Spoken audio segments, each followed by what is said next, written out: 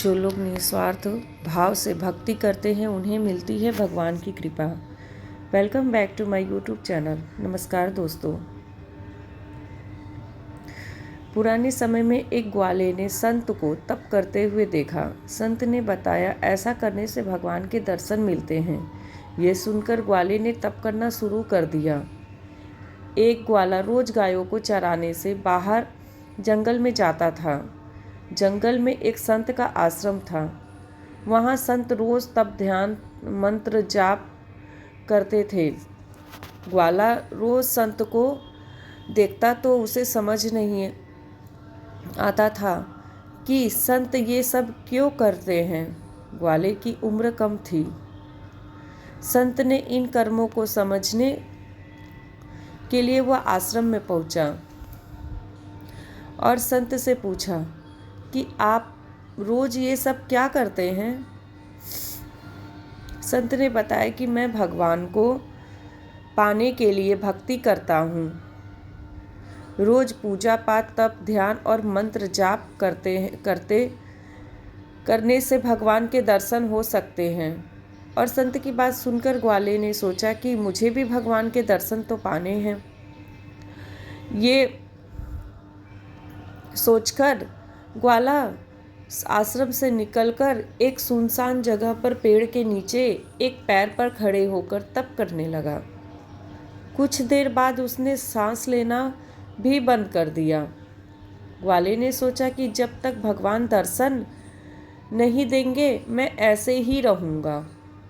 छोटे से भक्त की इतनी कठिन तपस्या से भगवान बहुत जल्दी प्रसन्न हो गए। वे ग्वाले के सामने प्रकट हुए और बोले कि पुत्र आंखें खोलो, मैं तुम्हारे सामने आ गया हूँ। ग्वाले ने आंखें खोले बिना ही पूछा कि आप कौन हैं।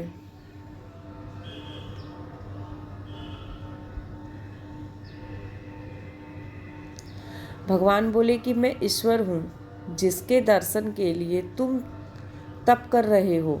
ये सुनकर ग्वाले ने आंखें खोल ली, लेकिन उसने ईश्वर को कभी देखा नहीं था। वह सोचने लगा कि क्या ये ही भगवान है।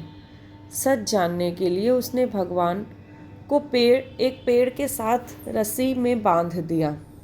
भगवान भी भक्ति के हाथों बंध गए।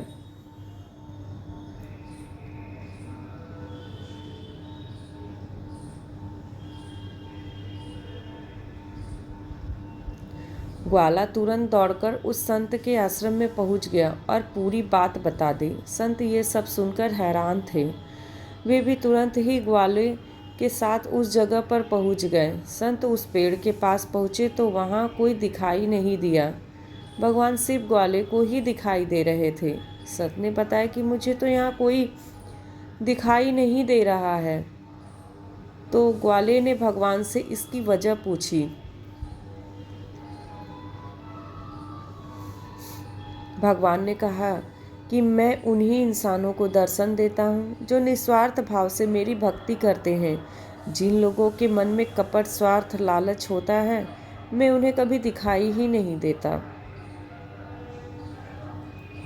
तो दोस्तों, हमको इस चीज़ से क्या सीख मिलती है।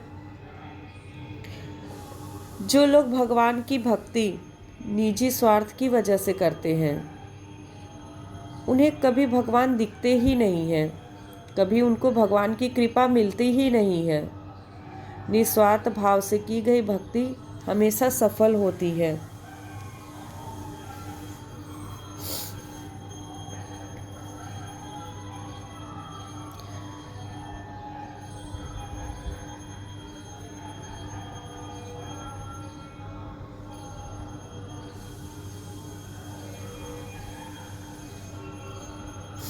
तो दोस्तों, आपको हमारी ये कहानी कैसी लगी हमें कमेंट में ज़रूर बताइएगा। लाइक सब्सक्राइब और शेयर करना नहीं भूलिएगा।